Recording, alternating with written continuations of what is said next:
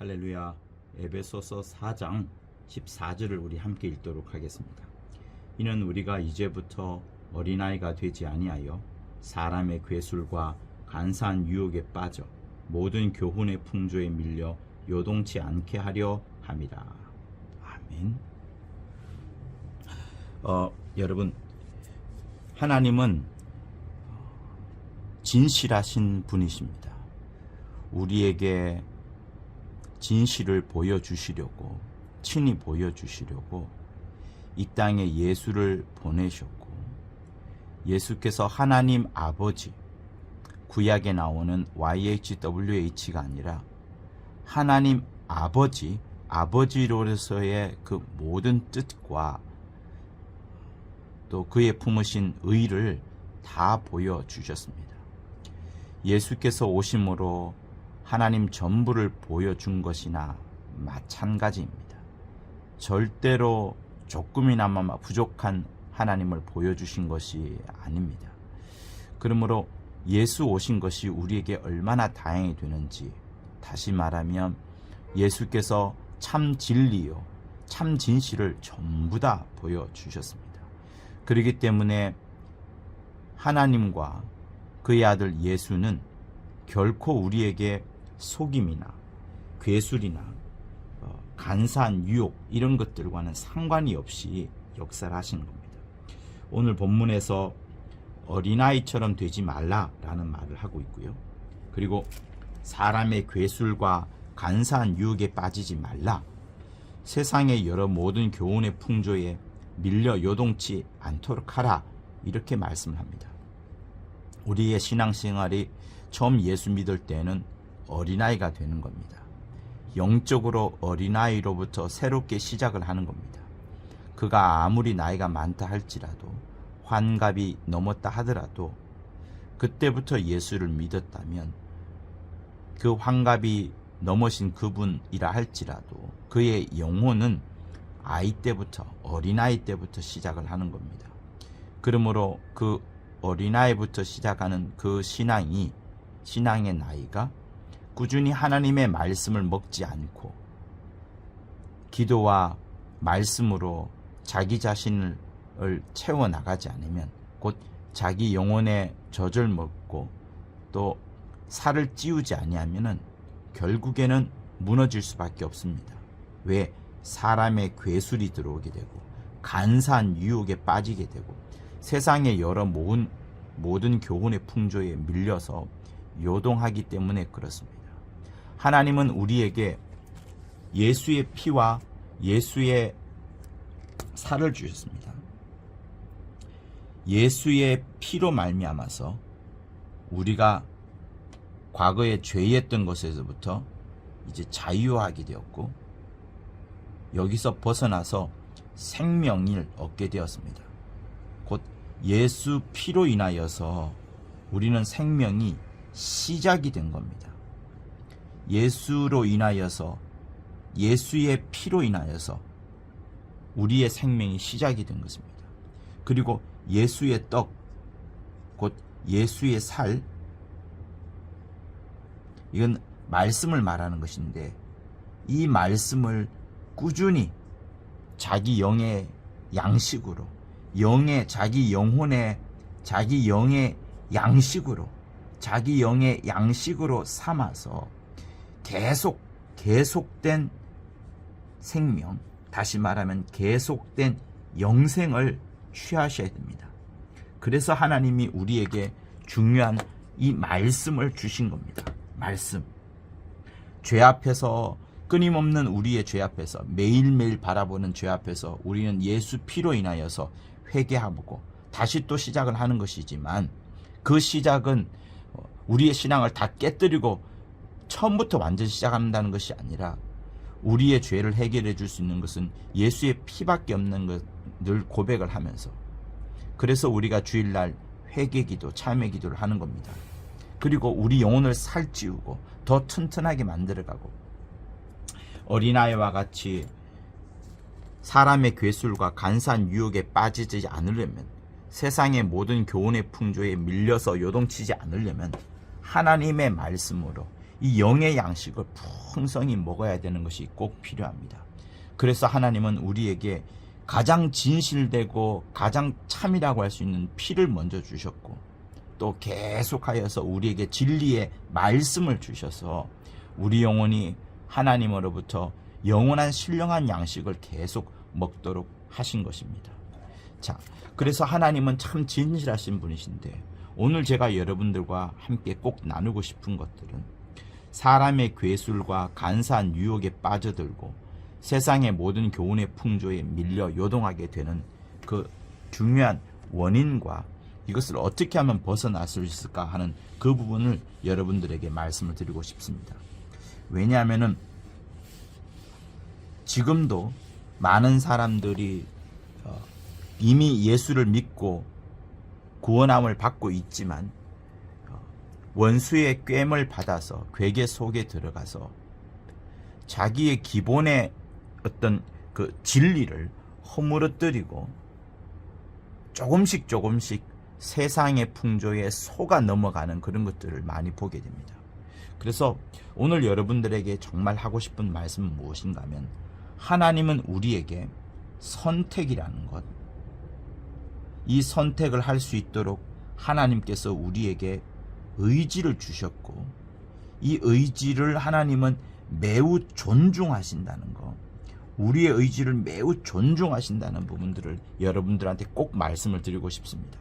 그리고 우리의 의지를 존중하면서 이 의지를 하나님이 원하시는 대로, 성령이 원하시는 대로 순종하고 복종할 때에 하나님께서 여기에 대하여서 반드시 보상과 상급과 하나님이 함께 하신다는 어떤 표적과 이적을 보내주신다는 점입니다.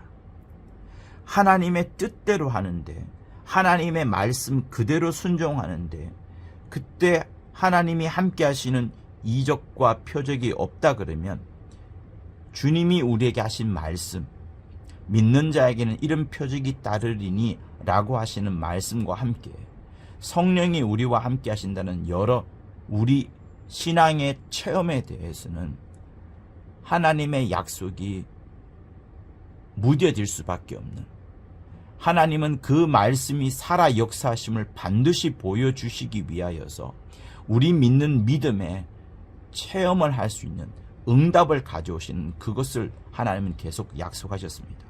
그렇기 때문에 여러분, 얼마나 우리의 신앙생활에 있어서 가장 기본이 되는 진리를 꼭 붙잡아야 되고, 이 기본되는 진리의 말씀을 조금씩 깎아 나가고 훼손해 나가고 괴휼로서 역사하게 해서 속게끔 만들어가는 것에 있어서는 여러분 결련이 박차고 일어나야 합니다. 여러분 마음속에, 곧 여러분 영혼 속에 들려오는 진리의 그 목소리를 절대로 여러분 잠식시키지 말고 잠재우지 마십시오.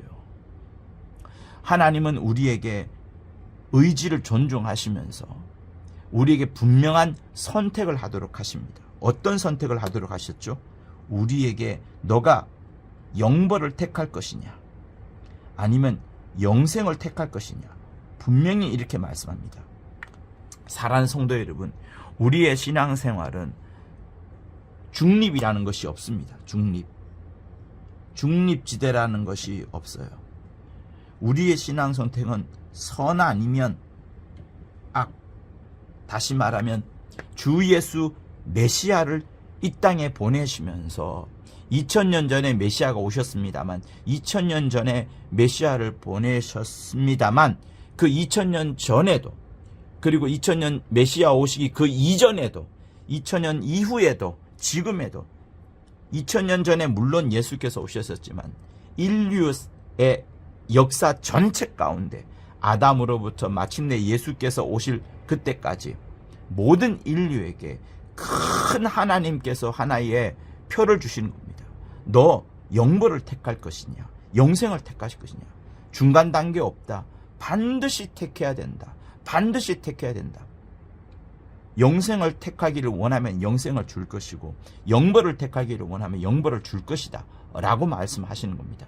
그거를 누구를 보내시면서 그전에는 선지자를 계속 보내오셨지만 마침내는 그 선지자가 그토록 말하고 싶어 하였던, 선지자들과 율법이 그토록 증거하고 싶어 하였던 메시아, 그 메시아를 보내주시면서 이제 딱 우리에게 결단케 하시는 겁니다.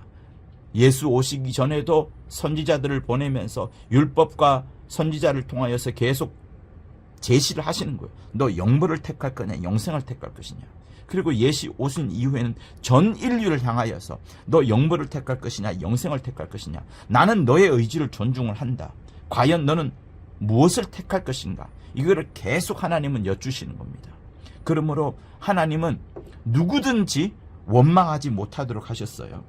어떠한 사람들의 괴상한 질문, 힐문의 앞에서도 하나님은 원망을 받으시지도 않으시고, 또 사람이 원망을 하더라도 그것이 틀렸다는 것을 자신 있게 말씀을 하시면서 하나님은 이미 약속하신 대로 역사를 하시는 겁니다.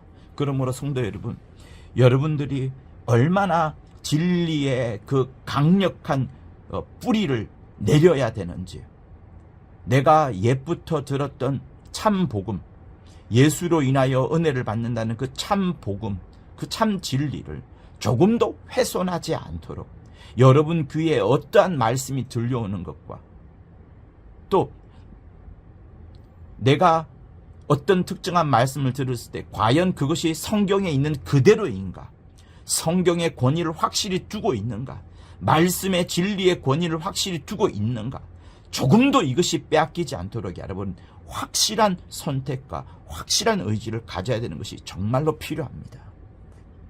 하나님은 우리를 매우 사랑하셨어요. 온 인류를 사랑하셔서 온 인류가 다 구원받기를 원하셨습니다. 그렇지만 마음을 굳게 닫고 있는 자들, 자기 마음 문을 꽝 닫고 있어서 하나님의 말씀을 도무지 들으려 하지 않은 자들에게는 하나님은 더 이상 다가가실 수가 없습니다. 주님은 계속해서 그 사람의 마음을 두드리게 하겠지만 본인 스스로가 거부하고 심지어 대적까지 한다면 하나님은 그런 이미 포기하셨을 수도 있습니다. 여러분, 분명히 성경은 말하고 있습니다. 너희가 이 말로 가서 복음을 전하는데 이 복음의 말씀을 젓지 않을 때는 너희 신발에 죄를 떨어버려라. 그리고 차라리 다른 곳으로 가라. 이렇게 말씀을 합니다. 우리에게 있어서 구령이 하나님의 간절히 원하시는 바예요. 그러나 하나님은 아쉬운 구령, 우리가 안달복걸하는 그런 아쉬운 구령을 하기를 원치 아니하십니다. 우리가 하나님의 자녀로서 큰 복을 이미 소유하고 있습니다. 저 하늘의 영원한 약속을 받았습니다. 우리가 세상 사람들에게 가서 예수 믿지 않는 사람들에게서 전해주는 것은 그냥 하나의 김치 갖다 주고 물건 갖다 주고 쌀 갖다 주고 하는 이 정도의 사랑이 아닙니다. 영혼을 영원히 건져내는 주 예수의 죽으심으로 말미암아 온 세상을 다 바꿀 수도 없을 만큼 가장 값진 예수의 피를 그들에게 전해줌으로써 그들의 영혼을 영원히 사는 겁니다. 그러므로 하나님은 아쉬운 구령을 우리에게 말씀하지 않습니다. 우리가 구령할 때에 조금도 마음이 억눌려지거나 껄끄럽지 않기를, 조금 더 눌려지지 않기를 하나님은 원하시는 겁니다. 이 세상에 가장 값진 것을 주는 것이다. 이 세상에서 가장 소중한 것을 주는 것이다. 그러므로 전도자는 복을 받아야 되는 것이지 핍박을 받는 것이 아니다는 것이 원래 설정이 되어 있습니다. 그러나 그럼에도 불구하고 너희가 핍박을 받을 것이다. 너희를 보내는데 양을 이리 가운데 보내는 것 같도다 하시면서 우리에게 막중한 사명, 우리가 주 앞에 주의 이름으로 그 복음을 알지 못하는 곳에 갈 때에 막중한 사명과 함께 어떤 마음을 갖고 가야 되는지를 말씀을 하고 있습니다. 사랑하는 성도 여러분, 하나님의 뜻은 모든 사람이 다 구원받기를 원하고 모든 사람들이 다 하나님의 사랑을 풍성히 누리기를 원합니다. 그러나 마음을 닫고 있는 자는 여러분 신발의 죄를 떨어버리십시오.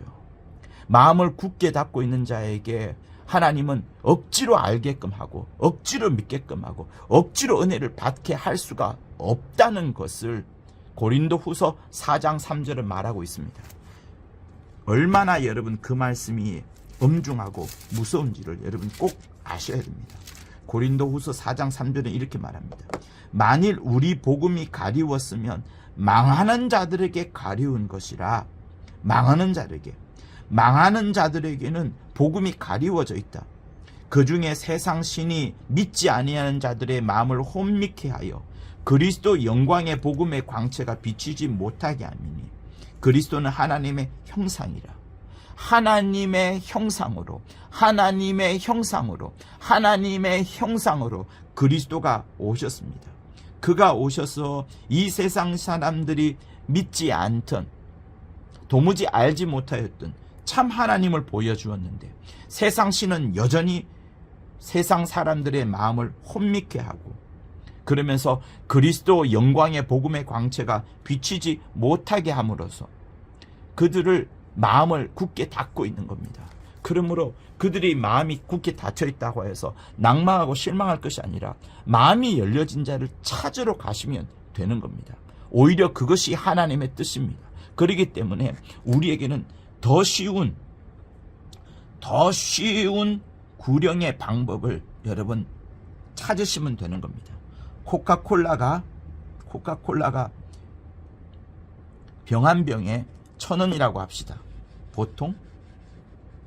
그러나 여러분 이 코카콜라가 한라산에 올라가면 1,000원짜리가 3,000원이 됩니다. 스위스에 있는 알프스산에 올라가면 이것이 10,000원이 됩니다. 같은 코카콜라예요. 조금 더 맛이 다르거나 특별하지 않습니다. 심지어 냉동 처리가 안 됐을 수도 있어요. 그런데 땅에서는, 여기서는 1,000원인데 다른 곳에서는 3,000원, 10,000원 한다 그러면 여러분 코카콜라의 질적인 것은 똑같습니다. 이곳에 가면 가치가 높아진다는 것을 말해요. 그러므로 하나님의 말씀에 갈급해하는 자들, 하나님의 말씀에 정말 궁구한 자들, 살려고 몸부림을 치는 자들에게 가는 것이 맞습니다. 그들에게 성령의 역사가 강력하게 나타나게 되고 마치 초대교회처럼 복음을 알지 못했던 말씀의 불모지 이런 곳에서 훨씬 더 하나님의 역사, 성령의 강력한 역사가 크다는 것 여러분 알지 않습니까? 그러므로 주의 말씀을 쫓아서 두루두루 돌아다니면서 하나님의 말씀을 정말 원하는 자, 살려고 몸부림을 치는 자, 하나님을 알려고 하는 자, 은혜를 받고 싶어하는 자, 마음을 굳게 닫지 않은 자, 그들을 찾아가는 것이 하나님의 방법입니다. 하나님의 방법. 더 쉬운 구령을 하라고 주님은 말씀하시는 겁니다. 왜? 하나님은 아쉽지 않습니다. 하나님은 누구도 원망치 못하도록 사람 각각에게 선택이라는 것을 맡겨두셨습니다. 그래서 정말 여러분 하나님이 얼마나 우리에게 선택이라는 부분, 얼마나 우리에게 사람의 의지를 존중하신다는 것을 여러분한테 꼭 설명을 드리고 싶은 거예요. 이것을 굳건하게 갖고 있어야지 오늘 이 본문의 말씀처럼 우리가 괴휼에 빠져들지 아니하고 간사한 유혹에 빠져들지 아니하고 모든 교훈의 풍조에 밀려 요동치 않게 된다는 것을 말씀을 하는 겁니다. 이런 어린아이 같은 신앙을 벗어나야 되기 때문에 그렇습니다. 여러분, 중요한 여러분 질문에게 해보겠습니다. 예수께서 왜 이 땅에 오셔서, 그죠? 예수께서 왜 이 땅에 오셔서 하늘로 들어가셨습니다. 왜 예수께서 이 땅에 오셔서 우리를 구원하셨을까요? 그냥 이 하늘에서 우리를 건져내시면 어떨까요? 왜 주님은 땅에 오셔서, 그죠? 지금 이 공간은 음부의 공간이에요. 그러니 지금 우리가 살고 있는, 내디디고 있는 이 땅, 그리고 새들이 보이고 비행기가 보이고 별들이 보이는 그 우주, 그 모든 것들을 성경은 땅이라고 말합니다. 땅. 하나님이 오신다고 하시는 것은 영계 하늘에서, 우리 눈에 보이지 않는 신령한 하늘에서 오시는 것을 말하는 겁니다. 자, 예수께서 하늘에서 직접 오셔서 직접 우리를 구원하시고 그렇더라면, 하늘에서 직접 구원하시고 이 땅에 내려오지 않으셨다면 어떻게 됐을까요? 사랑하는 성도 여러분, 예수께서 이 땅에 친히 오신 것, 그래서 우리에게 직접 보도록 하셨고, 또 직접 그의 말씀을 듣도록 하셨고, 직접 우리가 그를 만질 수 있도록 하신 것은 우리 각자가, 우리 모든 사람 각자가 다 스스로 하나님이 지금 주시려고 하는 그 생명을 택하라 하시는 겁니다. 그래서 신명기에 나오는 복과 저주와 사망과 생명을 네 앞에 두었으니 너희가 택하라, 이렇게 말씀을 합니다. 그러므로 성도 여러분, 여러분이 택하십시오. 여러분이 의지를 굳게 가지십시오. 그냥 한 번만 의지를 갖는 것이 아니라 굳게 완전한 반석처럼 확실하게 가지라는 것을 말씀을 하시는 겁니다. 그래서 예수께서 하늘에서 직접 구원하지 아니하시고 이 땅에 오신 것은 그가 이 땅에 오신 것은 우리를 만나도록, 우리를 직접 뵙도록, 그의 말씀을 듣도록 하셔서 각자가 다 생명을 스스로 택하도록 하신 겁니다. 이렇게 하신 것은 무엇인가 하면 우리 모두에게 각 사람의 의지를 매우 존중해 주신 거예요.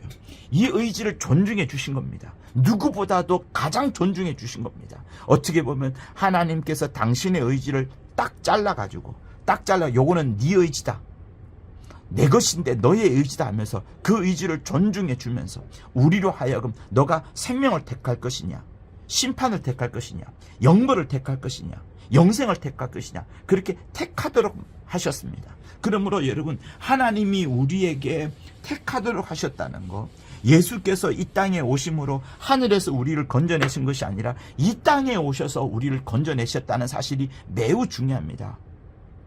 만약에 하나님께서 하늘에서 직접 우리를 건져내시려고 하셨다 그러면, 다시 말하면 하늘에서 우리를 건져내시고 하늘에서 우리를 구령하시고, 직접 구령하시고 주께서 땅에 오시지 아니하시고, 곧 말씀이 육신이 되어 이 땅에 오지 아니하시고 땅에서 이렇게 하지 않으시고 하늘에서 직접 구령하셨다 그러면 이거는 구원이 될 수가 없습니다. 다시 말하면 그것은 어떻게 보면 프로그램에 되어 있는 그 결과값을 찾는 것밖에 되지 않을 거예요.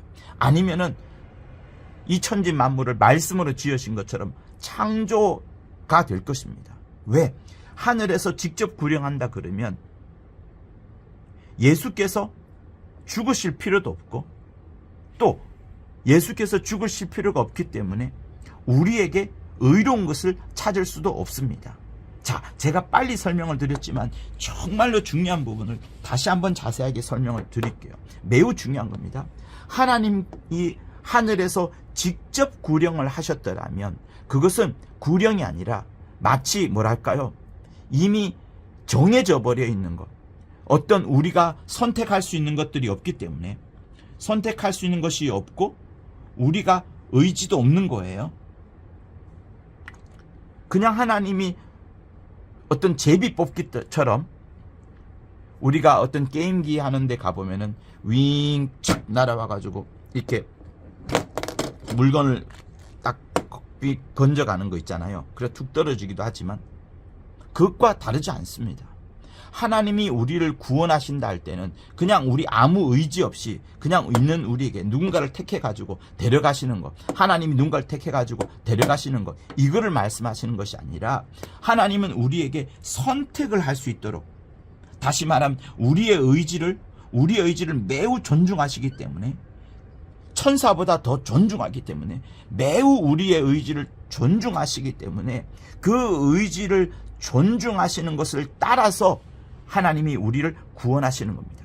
그냥 건져내는 것이 아니라 이렇게 붕 뽑아내시는 것이 아니라 너에게 택하도록 하시는 거예요. 택하도록 하시는 겁니다. 여러분, 이게 진짜 중요합니다. 만약에 하나님의 택하시는 것이 없다 그러면 이미 프로그램된 거, 이미 짜여져 있는 그 프로그램된 결과값을 얻는 것밖에 되지 않아요. 다시 말하면 그것은 어떤 구원이 아니라 어떻게 보면 창조라고 했습니다. 창조와 다르지 않습니다. 이미 말씀으로 지어져라, 말씀으로 건져라, 이것밖에 되지 않는 겁니다. 하나님은 그렇게 일방적으로 일하지 아니하시는 거예요. 그렇게 했다면 모든 것들이 일방적으로 다 거룩해 하시는 것밖에 되지 않습니다. 하나님은 태초부터 사람들에게 의지를 주셨고 그 의지를 존중하셨고, 그러면서 우리에게 주신 중요한 계명이 있습니다. 선악을 알게 하는 나무의 열매를 먹지 말라라는 계명을 주신 겁니다. 이게 진짜 중요합니다. 그러므로 여러분,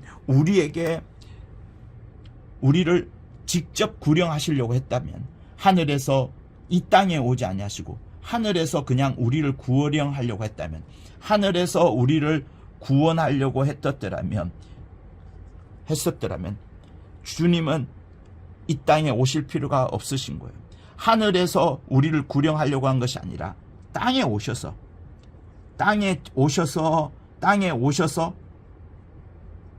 우리가 그를 만지고 그로부터 말씀을 듣고 그로부터 확인을 하고 그러시도록 하늘에서 이 땅으로 내려오신 거예요. 그러면서 그가 메시아가 되었고 그리스도가 되셨고, 이 메시아가 되심이 우리에게는 선택을 해야 되는, 이 메시아 앞에서 모든 인류가 선택을 해야 되는, 다시 말하면 우리의 의지를 존중하고서 선택을 해야 되는 그것이 여러분 진리의 말씀입니다. 진리의 말씀. 이 선택이 있음으로 인하여서 여러분 무엇이 있냐 그러면, 우리에게 내가 하나님을 온전히 선택하였을 때에, 내가 하나님이 보내신 메시아를 선택하였을 때 이 선택을 놓고서 우리에게 의롭다라고 칭하여 주시는 거예요. 내가 하나님을 보내신 메시아를 선택을 하고 그 선택한 메시아를 굳게 믿을 때 그것을 의롭다라고 인정해 주시고 칭찬해 주시는 겁니다. 이것 때문에 메시아가 오셨는데, 그 메시아가 어떻게 되었어요? 메시아가 십자가에서 죽으셨어요. 주님이 이 땅에 오셔서 죽으셨습니다. 이 죽으심을 보고서 우리가 그의 죽으심을 믿을 때에 그 죽으심이라는 것을 믿을 때에 그것을 우리가 선택하는 것이고, 그 선택함에 대한 굳건한 믿음을 보고서 하나님은 우리에게 의롭다 이렇게 말씀을 하시는 겁니다.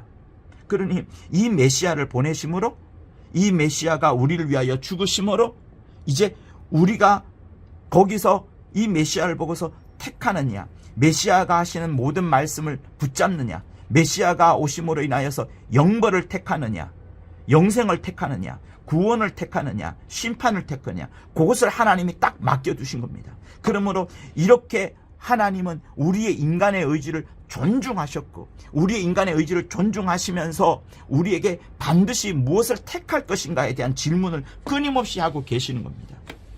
그렇게 하지 않고 그냥 건지시는 분이 아니신 거예요.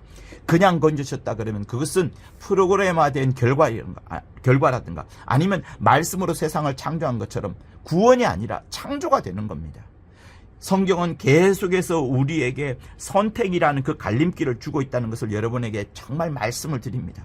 이걸 절대로 잊지 마십시오. 그래서 여러분, 가장 최초의 하나님이 주신 말씀이 있습니다. 최초의 설교자이신 하나님께서 최초의 설교의 제목으로서, 최초의 설교의 어떤 주제로서 우리에게 주신 것이 있습니다. 그게 뭐냐면 에덴 동산에 하나님께서 선악과를 우리에게 주신 거예요. 선악과를. 자, 선악과는 어디 있죠? 동산 중앙에 있다라고 했어요. 동산 중앙에 선악과.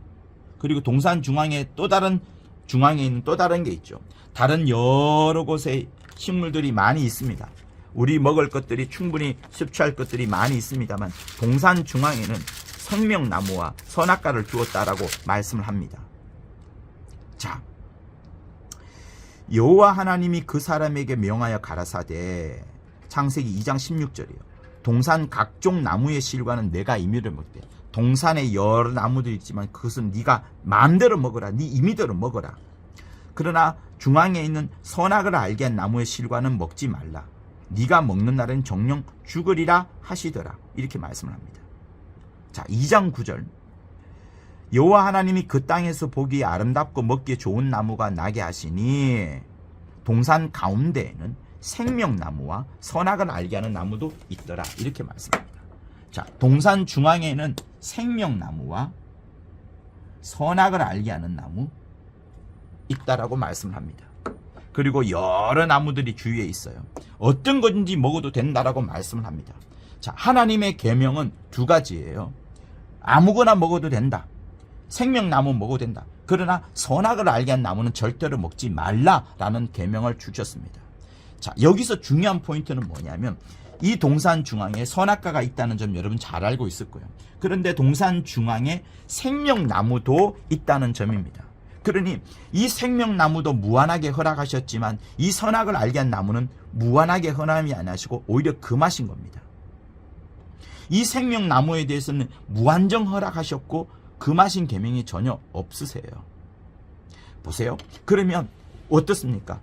만약에 이 생명나무가 없었더라면, 선악을 알게 하는 나무만 가운데서 중앙에 있었더라면 아담은 그리고 하와는 끊임없이 이 선악과에 대한 유혹을 받을 겁니다. 그죠? 끊임없이 그는 그 의지가 많이 꺾였을 것이고 그의 의지가 용납되지 않았을 것이고 이 인간에게는 매우 불리하고 불안한 상황에 놓여인 것밖에 되지 않을 겁니다. 그런데 하나님은 이 선악과와 함께 생명나무를 같이 두었습니다. 동산 중앙에 하나를 먹으면 계속 사는 것이고 하나를 먹으면 그 먹는 순간 죽게 되는 그 선악과를 두신 거예요. 그러니까 생명나무를 얼마든지 먹도록 해 주신 겁니다. 그러니까 여러분 무슨 생각이 드는 겁니까?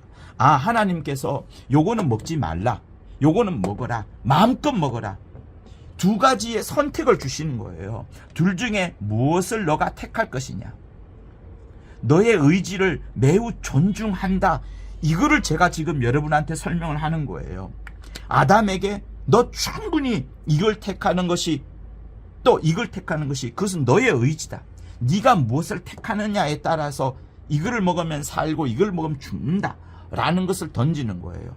만약에 하나님께서 아담을 그냥 구원하기로만 하셨더라면, 그죠? 구원만 하면 된다, 이 땅에 오셔서 선택이라는 거 주지 않고 구원만 하신다 그러면 아예 이거 필요 없겠죠. 그죠? 이것도 필요 없을 겁니다. 아예 이게 필요가 하나도 필요 없을 거예요. 그냥 건지시기만 하시면 되는 거예요. 그러나 하나님은 그렇게 하지 아니하시고 우리에게 선택이라는 것을 주면서 그 사람의 의지를 존중하셨고 그 사람의 의지에 따라서 하나님이 결정을 하시겠다라고 말씀을 하시는 겁니다. 그렇기 때문에 여러분, 우리에게 하나님은 절대로 여기서 아담을 불안하게 만들어 놓은 게 아니에요. 그의 의지를 허락하셨고 그의 의지를 존중해 주신 겁니다. 만약에 여러분 이것만 있다면 어떻게 되었을까요? 아담은 동산 멀리에는 여러 나무들이 있겠지만 가운데는 요거밖에 없었기 때문에 가고 오고 하는 길, 동산에 여기 갔다가 저기 갔다가 기온강에 갔다가 비손강에 갔다가 여름강에 갔다가 다시 돌아왔을 때는 이 선악과가 있는 것이니까 계속 자기 눈앞에 그 의지가 꺾여질 수 있고 그에게 불리하고 불안하게 두신 것밖에 될 수밖에 없는 선악과를 먹을 수밖에 없었을 겁니다.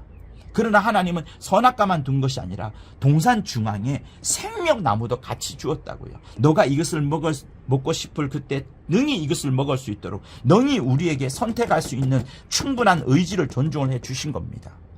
그래서 여러분 이게 진짜 중요한데, 혹자가 이제 이렇게 생각할 수도 있겠죠. 만약에 하나님이 이 선악과를 두지 않고서 그랬다면 어떻게 되었을까? 그죠? 뭔가를 하라는 말씀을 주시면서 이 선악과 없이 생명나무만 주었고 다른 나무만 주었다 그러면 아담은 선택이 필요가 없습니다. 그죠? 아담이 선택할 필요가 없어요. 그냥 사는 거죠. 아무 의미 없이, 다시 말하면 하나님이 이 선악과를 주신 것은 여러분 진짜 중요합니다. 이 선악과를 먹지 말라라고 하신 그것은 그에게 하나님의 계명을 지키면서 하나님의 계명을 주면서 이 계명을 지켜나갈 때, 이 계명을 지켜나갈 때 그 사람에게, 그 인간의 영의 그 말씀이 그 영의 양식이 된다는 것이고, 이 양식이 있음을 인하여서 이것 때문에 영생을 계속 유지하게 된다는 것을 말씀하는 겁니다.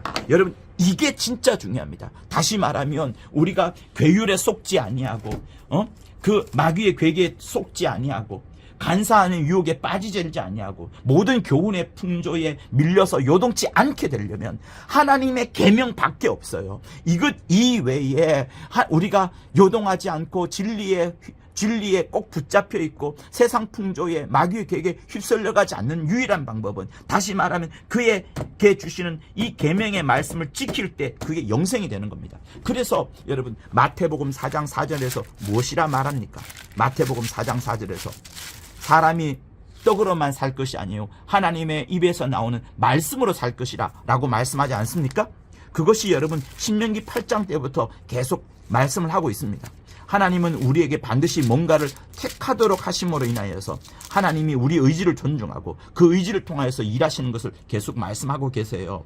그래서 여러분 신명기 8장 3절을 읽어보면 너를 낮추시며 너로 줄이게 하시며 또 너도 알지 못하며 내 열조도 알지 못하던 만나를 내게 먹이신 것은 사람이 떡으로만 사는 것이 아니요 여호와의 입에서 나오는 모든 말씀으로 사는 줄을 너로 알게 하려 하심이라. 이렇게 말씀합니다. 여러분, 광야에서 만나 먹지 않으면 죽는 거예요. 하나님이 만나를 먹으라 하고 만나를 보내주셨습니다. 만나를 먹어야만 사는 것처럼 만약에 그가 만나를 먹지 않는 선택을 한다면 죽을 수밖에 없는 거예요. 하나님은 주셨고 하나님은 주셨습니다. 하나님은 계명을 주셨습니다. 하나님은 메시아를 주셨습니다. 하나님은 2000년 전에 실제로 이 땅의 역사 속에 예수를 오셨습니다. 그러나 예수 오시기 전에 율법을 주셨고 선지자를 주심으로 말미암아 예수를, 진실이신 예수, 실상이신 예수 그 이전에 비유와 모형으로서 예수에 대한 것을 계속 말씀을 하셨어요.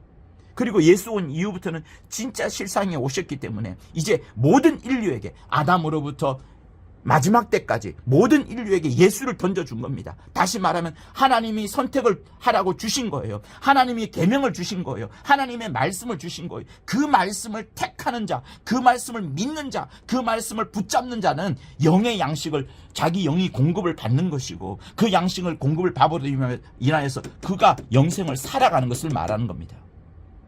그러므로 하나님이 만약에 계명을 주지 않았더라면, 하나님이 우리에게 선택할 수 있는 그런 메시아를 보내거나 선택할 수 있는 말씀을 주지 않았더라면 아무것도 없는 거예요.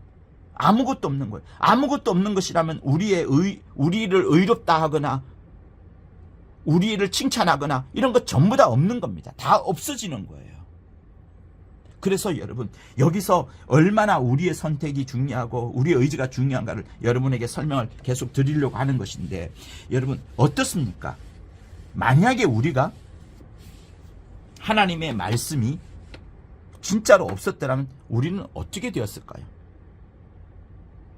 어떤 사람들은 이렇게 생각합니다. 하나님이 만약에 선악과를 두지 않았더라면 사람이 타락도 하지 않았겠느냐, 선악과를 둠으로 인해서 타락한 것이 아니냐라고 하면서 그 선악과를 두신 하나님을 악하다, 사람을 타락하게 하신 이가 하나님이다 라고 말하는 아주 나쁜 사람들도 있습니다. 소위 말해서 공산당들이 그렇게 주장을 하고 있죠. 성경을 가장 싫어하는 공산당들이 그렇게 말을 합니다. 그러나 여러분, 조금 전에도 말씀을 드렸다시피 하나님의 주어진 말씀이 없었더라면, 자, 파란색 볼펜이 어디 갔을까요? 여기 있네요. 계명을 주지 않았더라면, 하나님께서 하나님의 계명을 주지 않았더라면 사람은 절대로 영의 양식을 얻을 수가 없었을 것이고, 이 영세의 양식을 얻을 수 없음을 인하여 그에게는 영생이 오지 않습니다. 하나님의 계명을 또 다른 말로 말하면은 메시아를 주심으로 인하여서, 하나님으로부터 말미암은 메시아를 주심으로 말미암아서 우리가 그를 택하면 영생을 얻게 되고 택하지 않으면 영벌을 처하게 되는 거예요. 이게 엄격합니다. 삼엄합니다. 그러니 여러분 보세요. 만약에 우리가 선악과가 없었더라면, 그죠? 선악과 계명이 없었더라면, 선악과에 대한 계명이 없었더라면 우리는 선택할 여지가 없어요. 그러면 타락하지 않습니다. 타락하지 않아요. 타락하지도 않고 하나님의 계명이 필요 없잖아요. 그죠? 하나님의 계명도 필요 없는 것이고 하나님의 계명을 받을 필요도 없는 것이니, 이렇게 하고서도 영생을 얻을 수 있겠다?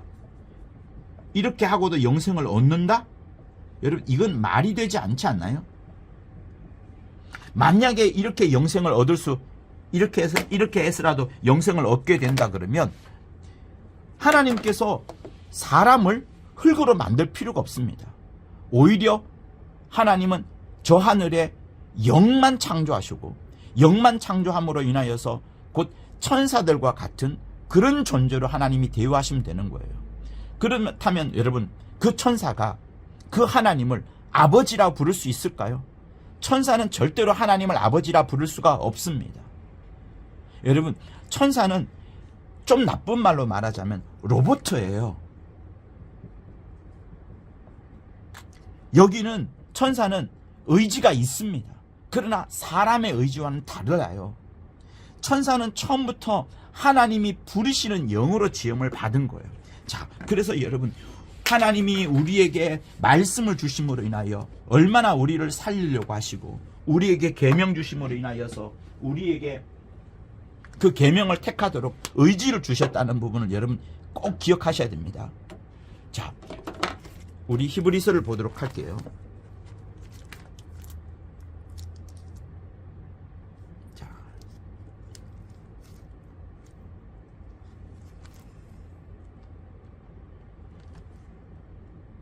자, 히브리서 1장 5절을 보시면 하나님께서 어느 때 천사 중 누구에게 네가 내 아들이라 오늘날 내가 너를 낳았다 하셨으며 그렇지 않다는 거예요.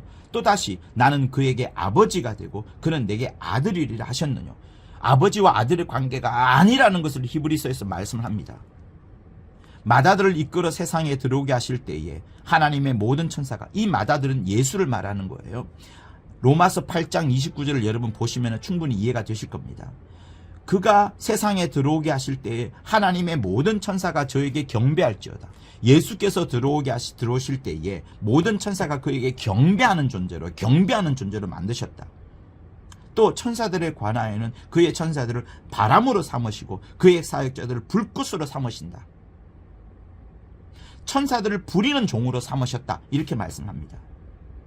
자, 13절 어느 때 천사 중 누구에게 내가 네 원수로 내 발등상 되게 하기까지 너는 내 우편에 앉았으라 하셨느냐. 오직 아들에게만 하나님의 우편에 앉도록 하셨고 그 원수들을 발등상 삼게 하셨다라고 말씀을 합니다. 14절 더 크게 읽을게요. 모든 천사들은 부리는 영으로서 구원 얻을 후사들을 위하여 섬기라고 보내심이 아니뇨. 이렇게 말씀합니다.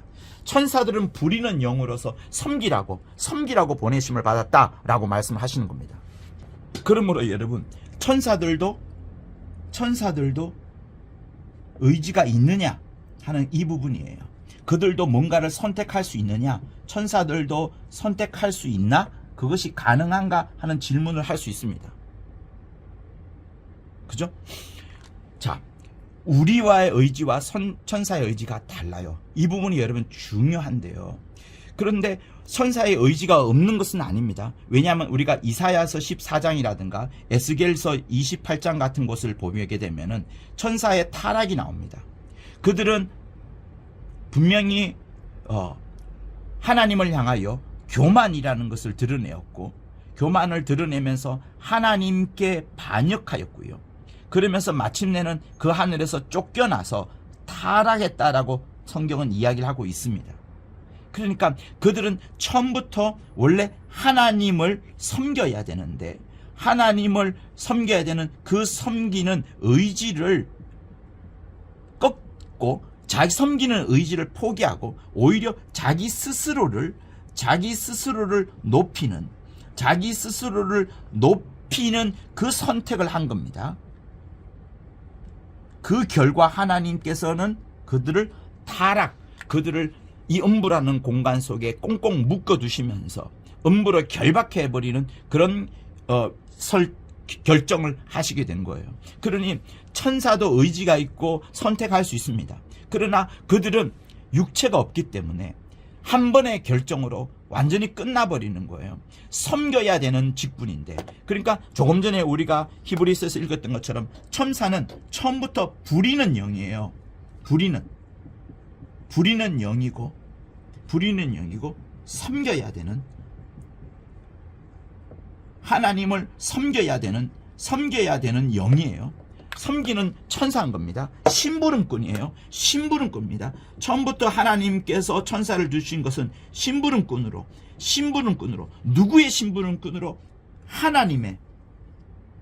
하나님이 부르시고 하나님을 섬겨야 되고 하나님이 심부름하시는 존재들이 천사인 겁니다. 요 범위 내에서 그들이 의지를 갖고 있는 거예요. 의지가 아예 없는 것은 아닙니다. 의지가 있어요. 그렇기 때문에 제가 로봇이라고 말한 것은 의지가 하나도 없다는 부분을 말하는 것이 아니라 우리와 비교하여서 그들은 우리보다는 더 복잡하지 않고 단순하고 우리보다 더 지속적이지 않는 그런 의지와 그런 선택을 갖고 있습니다. 그러나 반면 사람은 어때요? 육체를 가진 동안에 끊임없는 선택의 기로들이 있습니다. 그가 죽기 전까지는 언제든지 예수께 나아와서 회개할 수 있는 그런 선택과 의지를 발휘할 수 있는 기회를 주었어요.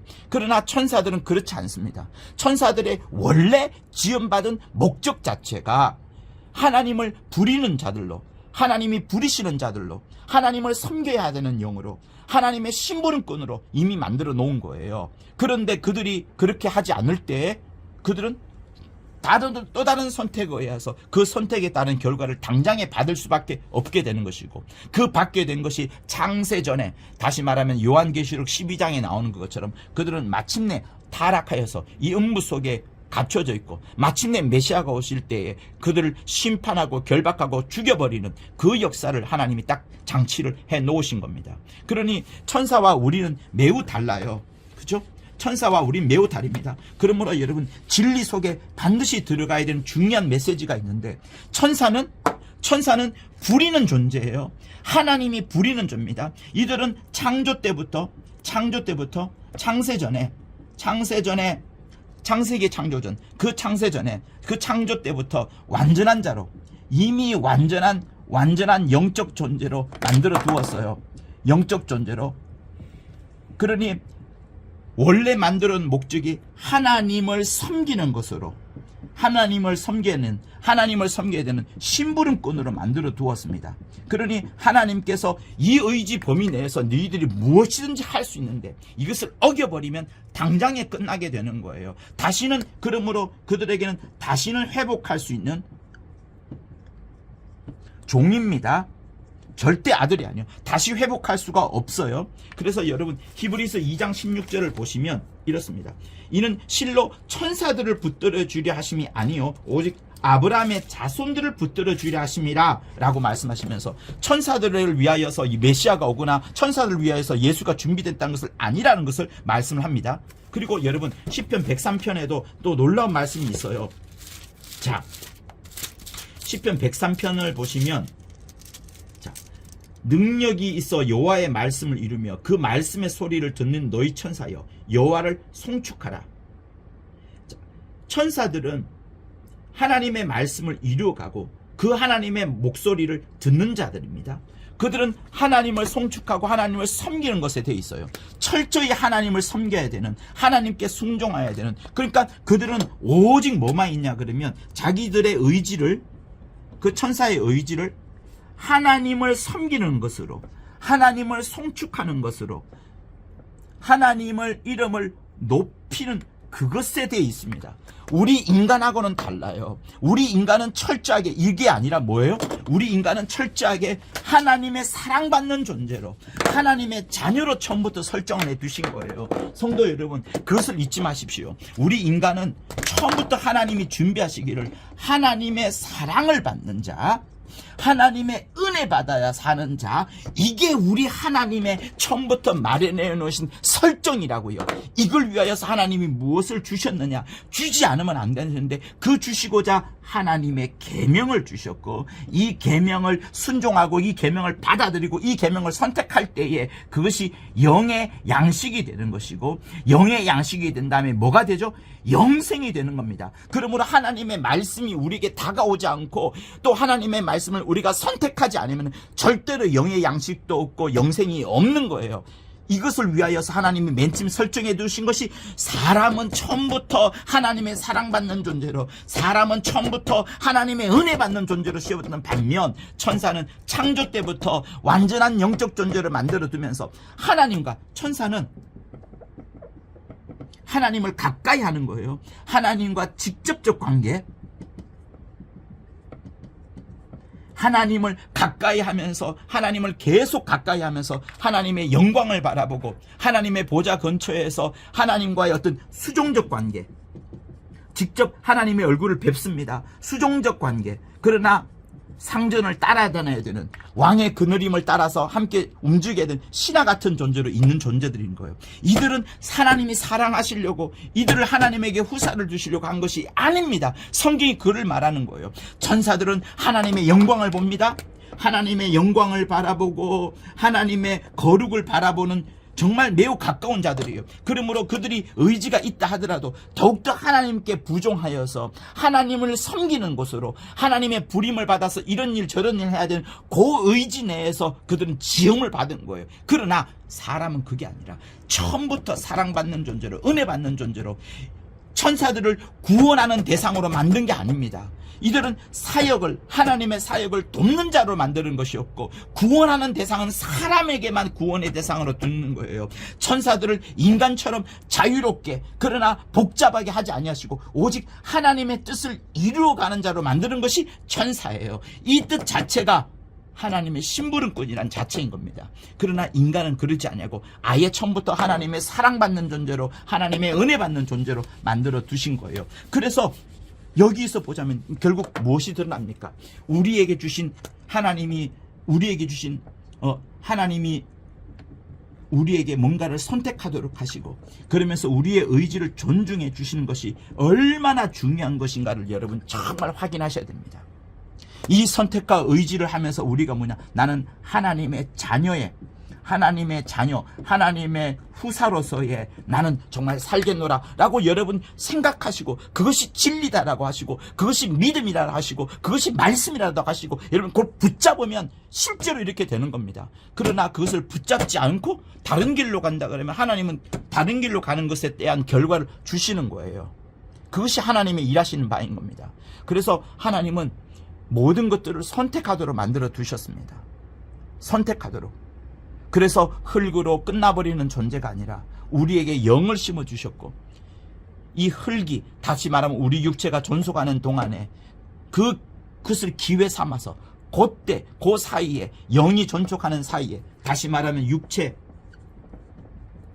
우리의 흙으로 지음받은 이 육체가 존속하는 동안에 그것을 기회 삼아서, 이 기회 삼아서 요때 너희가 선택하라. 메시아를 선택하라. 하나님의 말씀을 선택하라. 메시아를 선택하고 그리스도를 선택하고 예수를 선택하고 하나님이 보내신 말씀을 선택하게 되면 너의 영혼이 양식을 얻을 것이고, 신령한 영의 양식을 얻을 것이고, 마침내는 영생에 이르게 된다. 이것을 말씀을 하는 겁니다. 그러므로 여러분들이 영생을 이루게 하는 그 믿음을 꼭 선택하십시오. 영벌에 받으려는 그 선택을 하지 마십시오. 하나님은 일방적으로 하지 아니하시고 우리에게 선택할 수 있도록 우리의 의지를 존중해 주십니다. 생명을 택하든지 심판을 택하든지 그건 여러분의 몫인 거예요. 어느 누구도 자기 의지를 부정할 수가 없습니다. 하나님도 우리 의지를 존중하시는 거예요.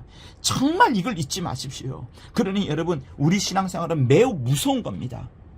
그러므로 잔인하게 해야 되는 거예요. 잔인하게 해야 되는 거예요. 사랑하는 성도 여러분, 지금 대한민국의 정치 현실이 어떻습니까? 매우 혼잡스럽습니다.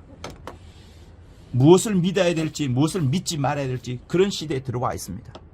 저는 최근에 어떤 문구를 보았어요. Stop the steal. 훔쳐나는 거 그만둬라. 도둑질 그만하라 하는 그 말입니다. 제가 이것을 보았을 때, 그리고 그 내용들이 100% 성경만큼 진실은 아니겠습니다만, 중국 공산당이 한국 투표 시스템을 조작하여서 대한민국 국민들이 한 표 한 표 새벽마다 나가서 한 표 한 표 던졌던 그 선택과 그 의지들을 자기들 마음대로 바꾸어 나간 그런 것들을 계속 듣게 됩니다. 거기 그 사실에 확신을 가질 수는 없지만, 그러나 여러분, 세상 일이기 때문에 저는 의심합니다. 그리고 그 의심이 맞다면 진짜 무서운 일이 벌어진 거나 마찬가지인 겁니다. 그죠? 윤 대통령이 그것 때문에 계엄을 했다 그러면 정말 계엄은 잘한 것이 되는 것입니다. 그러나 제가 이 이야기를 하면서 여러분에게 말씀하고 싶은 것은 무엇인가 하면, 여러분, 우리의 선택, 우리의 의지가 변개되고 변질되고 바뀌어졌다. 내가 원하는 방향으로 바뀌어지지 않나 그러면 얼마나 억울한 겁니까? 나는 분명히 백화점에 가서 돈 100만 원을 주고 물건을 샀어요. 근데 그것이 100만 원짜리가 아니라 100원짜리였다면 얼마나 억울합니까? 그러나 우리의 의지, 우리의 선택이 바뀌어지는 것은 그보다 더 억울한 거예요. 더 안타까운 겁니다. 저는 여기서 여러분에게 스탑 더 스틸이라는 이유는 뭐냐면, 여러분이 선택하는 겁니다. 여러분이 의지를 굳게 갖고 하나님의 말씀을 선택하는 겁니다. 하나님의 말씀을 붙잡는 겁니다. 하나님이 보내신 메시아를 붙잡는 겁니다. 메시아를 갖고 우리가 선택하는 그 기로에 서 있는 거예요. 어떤 사람은 영벌로, 어떤 사람은 영생으로, 어떤 사람은 심판으로, 어떤 사람은 구원으로 하나님이 우리에게 선택하라고 주시는 겁니다. 사랑하는 성도 여러분, 말씀을 택하십시오. 영생을 택하십시오. 구원을 택하십시오. 은혜를 택하십시오. 하나님은 우리가 종으로 살기를 원치 아니하시고, 조금도 원치 아니하시고, 종으로 살아가는 것은 천사들에게만 그렇게 말씀하셨고, 천사들에게 그에 합당한 의지를 주셨습니다. 그러나 우리에게는 그 천사들보다 훨씬 더 복잡하지만, 그러나 많은 지속적인 선택을 할 수 있는 그런 선택의 의지를 풍성하게 주셨습니다. 그러므로 여러분, 선택하십시오. 혹시 여러분 이럴 수도 있습니다.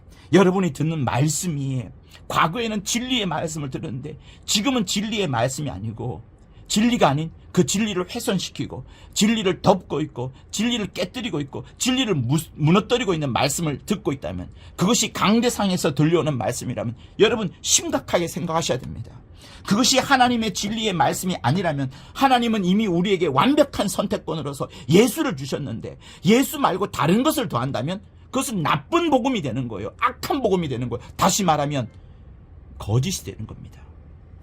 오늘 우리가 읽었던 말씀처럼 어린아이와 같은 그런 신앙으로 돌아가는 것밖에 되지 않는 겁니다. 우리는 사람의 괴술에 빠져들면 안 됩니다. 세상의 여러 교훈 풍조에 빠져들어가면 안 됩니다. 간사한 유혹에 빠져서 진리 앞에 무너져버리면 안 됩니다. 그러므로 여러분, 내가 지금 듣고 있는 말씀이 성경에 딱 맞는가에 대한 성경의 권위를 그걸 확실히 두셔야 되고, 또 내가 듣는 말씀이, 강대상에서 들려오는 말씀이 진리가 아니라 율법이라면, 양심이라면 정말 거기서 떠나가야 되는 겁니다. 하나님은 그렇게 떠나라고 우리에게 선택과 의지를 주셨어요. 강력한 의지와 선택할 수 있는 그것을 우리에게 맡겨주신 겁니다. 그것에 따라서 의가 되기도 하고, 그것이 불의가 되기도 하고, 그것이 생명이 되기도 하고, 나중에는 그것이 사망이 되기도 하는 것을 우리에게 맡겨주신 겁니다.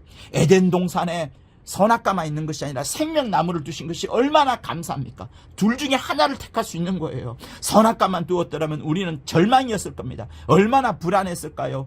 얼마나 좌절했을까요? 얼마나 답답했을까요? 그러나 생명나무를 중앙에 두심으로 인하여 충분히 택할 수 있도록 하신 겁니다. 하나님의 이 놀라운 장치를 여러분 절대로 잊지 마십시오. 마귀를 이 땅에 가두므로 마귀가 어떤 결과를 받을지에 대해서도 우리가 능히 볼 수 있도록 타산지석으로 삼아 두셨습니다. 그러므로 여러분, 정말 내가 진리의 말씀을 듣고 있는 것인지, 세상의 괴율에 빠져들어 하나님의 진리의 말씀 앞에 무너져가고 있는 것은 아닌지 여러분을 살펴보십시오. 정말 여러분이 하나님의 말씀 앞에 진리만을 선택하는 여러분이 되기를 예수 이름으로 부탁을 드립니다. 여러분이 듣는 말씀이 진리의 말씀이 아니라면 도망쳐야 됩니다. 도망쳐야 됩니다. 계속 그 말씀을 듣게 되면 결국은 종교인이 될 수밖에 없게 되고, 하나님의 진리의 말씀을 떠나서 오히려 여러분의 귀에 익숙한 즐거운 유머거리나 철학이나 어떤 강연을 들으려고 이곳저곳 돌아다니는 그런 불쌍한 사람밖에 되지 않을 겁니다. 예수 이외에 진리가 없습니다. 예수 위에 더할 것도 없습니다. 오직 주 예수만으로 충분할 수 있도록 예수를 주심으로 모든 것을 주신 것이나 마찬가지인 겁니다. 여러분의 심령 속에 하나님이 선택하라고 지금 주신 말씀을, 여러분의 심령 속에 여러분의 의지를 존중하면서 여러분에게 주신 메시아 그리스도 예수를 꼭 붙잡고 예수만으로 만족하는 여러분이 되기를 예수 이름으로 축원합니다. 절대로 세상 괴율의 풍조에 빠져들어 여러분 자신을 속이고 여러분 자신을 한탄하고 여러분 자신을 우울하게 만드는 그런 곳에서 떠나십시오. 땅에서 떠나 하늘로 들어가십시오. 그 진리의 말씀을 풍성히 붙잡는 여러분이 되기를 예수 이름으로 축원합니다. 할렐루야. 하나님 아버지, 우리에게 일방적으로 하나님이 우리에게 구원을 주시지 아니하시고 주 예수 주심으로 또 하나님의 말씀을 주심으로 내 영혼이 선택할 수 있도록 하여 주심을 감사합니다. 이렇게 우리 의지를 존중함으로 인하여 우리에게 하나님의 의를 안게끔 하여 주시고 장차 저 하늘 나라 들어가서 면류관도 얻게 하여 주시고 주님으로부터 칭찬받을 수 있도록 하여 주신 이 선택할 수 있는 권리, 그리고 이 의지심을 참으로 감사하오니 하나님 아버지, 이 말씀을 듣는 자 그리고 종도 영원히 하나님의 말씀을 붙잡게 도와주시고 주 예수를 견고하게 나의 반석 삼아 절대 흔들리지 않는 신앙 갖도록 아버지 인도하여 주옵소서. 그리할 때 내가 어른과 같은 신앙을 할 것이요, 세상 풍조에 밀려들지 않을 것이요, 요동하지 않을 것이요, 원수의 괴계에 빠져들지 않을 것이요, 간사함의 유혹에 빠져들지 않는 것이요, 사람의 괴술에 넘어가지 않을 것이오니 하나님 아버지, 오직 하나님만을 선택하는 자, 하나님의 말씀만을, 하나님의 계명만을 붙잡는 자, 주 예수를 향하여 내 굳센 의지를 드린 자들 될 수 있도록 역사하여 주옵소서. 예수 이름으로 기도합니다. 아멘. 이제는 우리 주 예수 그리스도의 은혜와 하나님 아버지의 극진하신 사랑과 성령의 감화 감동 교통케 하심이 하나님이 주신 말씀과 하나님이 보내주신 예수를 붙잡으려 하는 자들 위해 영원토록 함께 있을지어다. 아멘. 고맙습니다.